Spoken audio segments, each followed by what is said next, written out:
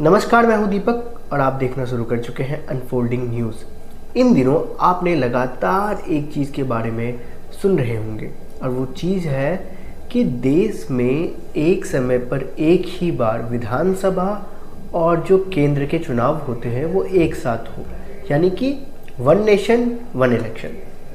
आपको बता दें कि वन नेशन वन इलेक्शन का जो प्लानिंग है ये बहुत समय से की जा रही है और केंद्र में जो अभी भाजपा की सरकार है, एनडीए की सरकार है, इसकी मुखबरी करते रहे हैं। उनका कहना है कि देश में जो चुनाव है वो एक समय पर होना चाहिए और इसके लिए केंद्र सरकार अब कानून लाने जा रही है। आपको बता दें कि अभी जो मॉनसून सत्र के बाद संसद का विशेष सत्र होने वाला है, 18 सितंबर से इसकी शुरुआत होनी है। संसदीय कार्य मंत्री ने इसकी घोषणा कर दी आधिकारिक। अब कहा जा रहा है कि ये जो संसद का विशेष सत्र होगा, इस सत्र के दौरान वन नेशन वन इलेक्शन की बात रखी जाएगी और कहा जाएगा कि एक राष्ट्र में एक ही समय विधानसभा और लोकसभा के चुनाव हो। आपको बता दें कि 1 सितंबर को रामनाथ कोविंद जो भारत के पूर्व राष्ट्रपति हैं, उनकी अध्यक्षता में एक कमेटी का गठन किया गया है जो ये तय करेगी कि एक नेशन वन इलेक्शन, यानी कि एक देश एक चुनाव के लिए क्या क्या चीज़ें ज़रूरी है और किन किन चीज़ों का इस पर ध्यान रखा जाना है। रामनाथ कोविंद को इसकी जिम्मेदारी सौंप दी गई है और उम्मीद की जा रही है कि 18 तारीख से जब संसद का सत्र की शुरुआत होगी तब इसमें इसको पुरजोर तरीके से रखा जाएगा। तो ये बात तो आप न्यूज़ चैनल के माध्यम से भी समझ सकते हैं, अक्सर टीवी देख रहे होंगे तो उससे भी आप समझ सकते हैं, पर इसके आगे इसके इतर हम आपको आज कुछ बताने जा रहे हैं कि वन नेशन वन इलेक्शन आखिरकार क्यों ज़रूरी है और इसके जो ड्रॉबैक्स हैं वो क्या क्या है।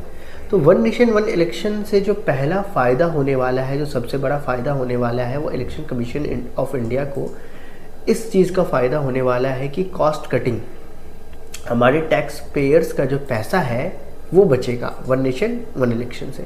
दूसरी जो सबसे बड़ी वजह बताई जा रही है वन नेशन वन इलेक्शन को लेकर के, वो ये समझ कर सामने आ रही है कि जो अर्धसैनिक बल, जो हमारे अर्धसैनिक बलों की तैनाती होती है अलग अलग जगह पर अलग अलग समय में, तो इससे पैसे का तो खर्च होता ही है, साथ साथ में अर्धसैनिक बलों को जिन कार्यों के लिए बनाया गया है वो कार्य से हटकर वो इलेक्शन में ही सुरक्षा मुहैया कराते हुए नज़र आते रहते हैं।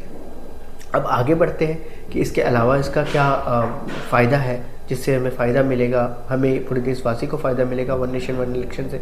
तो तीसरी जो सबसे बड़ी बात नज़र आती है कि जितने भी अगर आपके राज्य में चुनाव हो, अगर आपके राज्य में कभी भी चुनाव हो तो आप मान लेते हैं कि लॉकिंग पीरियड हो जाता है, आचार संहिता जब लग जाता है, शिक्षक हो, कोई भी कार्य प्रणाली हो, उस समय के लिए वो स्थगित हो जाती है, वो कार्य भंग हो जाता है और सरकार जो है कार्य नहीं कर पाती है। उस सिचुएशन में सरकार कार्य नहीं कर रही होती है। तो इसीलिए ये डिसीजन लिया गया है कि जब वो प्रक्रिया हो, जो प्रक्रिया अगर एक बार में ही हो जाएगी तो जो भी लॉकिंग पीरियड रहेगा आचार संहिता को, वो एक बार ही लगेगा, बार बार नहीं लगेगा। तो इससे जो हमारे जितने भी सरकारी कर्मचारी हैं उनके कार्यों में बाधा नहीं आएगी। तो ये 3 महत्वपूर्ण बातें हो गई जो पक्ष में है, ये कह रही है कि वन नेशन वन इलेक्शन होना चाहिए।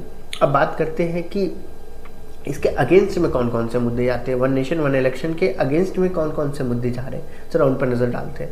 सबसे बड़ा जो मुद्दा वन नेशन वन इलेक्शन के तर्क में जा रहा है वो ये जा रहा है कि संवैधानिक छेड़छाड़, हमें संविधान में अमेंडमेंट करना होगा, अमेंडमेंट ज़रूरी है, बिना अमेंडमेंट किए हम ये कानून नहीं ला सकते और संवैधानिक संशोधन इसके लिए ज़रूरी है। ये इसके ड्रॉबैक है कि संविधान में हमें संशोधन करना होगा, लिमिटेशंस है इसके, और इसे लाने के लिए हमें संविधान में संवैधानिक संशोधन करना होगा। दूसरी जो बात सामने निकल कर आ रही है कि अगर वन नेशन वन इलेक्शन हो गया, अगर मान लेते हैं कि वन नेशन वन इलेक्शन हो गया, तो आपने जब चुनाव के माहौल में देखी होंगी तो अभी जो कुछ दिनों पहले कर्नाटका के चुनाव हुए उसमें बीजेपी की करारी हार हुई। और आपको बात बता दें कि जो केंद्र का चुनाव होता है और राज्य का चुनाव होता है, ये बहुत समझने वाली बात है, आप सबको समझना भी चाहिए कि केंद्र के चुनाव और राज्य के चुनाव में बहुत अंतर होता है। जब हम केंद्र का चुनाव करते हैं तो हम केंद्रीय नेतृत्व को देखते हैं कि केंद्र हमारे लिए क्या क्या कार्य करेगा, पर जब हम राज्य का चुनाव लड़ते हैं तो हम राज्य में देखते हैं कि हमारे राज्य में क्या क्या ज़रूरी चीज़ें हैं, हमारे राज्य को कौन सा नेता अच्छा चला सकता है, हमारा मुख्यमंत्री, हमारी जो राज्य की कैबिनेट है उसको देखकर तो अलग अलग आइडियोलॉजी सेट होती है। ऐसा भी देखा गया है कि केंद्र में चुनाव होने के तुरंत बाद ही कहीं कहीं राज्यों में जो केंद्र सरकार जो आई थी उसे मुँह की खानी पड़ी। ऐसा नहीं है कि अगर हम केंद्र में उन्हें चुन रहे हैं तो राज्य में भी उन्हें चुनेंगे, ऐसा कतई नहीं होता है। तो इस चीज़ पर जो लोगों की सोचने की शक्ति है राज्य और केंद्र को लेकर, इस पर कहीं ना कहीं विराम लगेगा, जिसको लेकर के अटकलें लगाई जा रही है। और ये सबसे बड़ी बात सामने निकल कर आ रही है कि अगर चुनाव कराए गए केंद्र और राज्य के बीच में तो लोगों की जो सोचने की शक्ति है, लोगों की जो वोट डालने का पर्सपेक्टिव है, जब वो राज्य का चुनाव में अलग से वोट डालते हैं, केंद्र के चुनाव में अलग वोट डालते हैं, इन दोनों में खलल पड़ेगी। लोग राज्य को राज्य के हिसाब से नहीं सोचेंगे फिर। तो जब एक धारणा जो सेट हो जाएगी, मान लेते हैं कि अगर ये कराने की बात इसीलिए की जा रही है क्योंकि अगर केंद्र का झुकाव रहा एक तरफ, अगर लोकसभा के चुनाव में लोकसभा का झुकाव रहा एक तरफ और केंद्र की में जिसकी सरकार रही अगर उसके तरफ सरकार बनती नज़र आएगी, तो वो पर्सपेक्टिव, वो माइंडसेट, वो एजेंडा कहीं ना कहीं पोलराइजेशन करते हुए विधानसभा के चुनावों में भी दिखेगा। ये इसकी सबसे बड़ी ड्रॉबैक जो बता रही है।